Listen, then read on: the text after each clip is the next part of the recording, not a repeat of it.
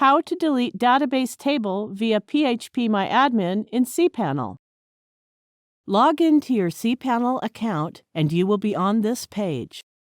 Go to the Databases section and click the phpMyAdmin. On the left sidebar, there are databases. Click on the database to open its list of tables in the right pane. Now click on the name of the table you want to delete. On the top bar of this window, there are different options available to perform different operations on the database. Go and click the Operations button.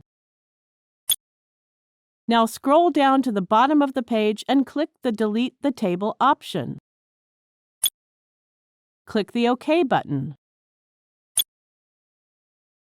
That's it! We have successfully deleted the selected table and it has been removed from the list of tables of the database. Thank you for watching.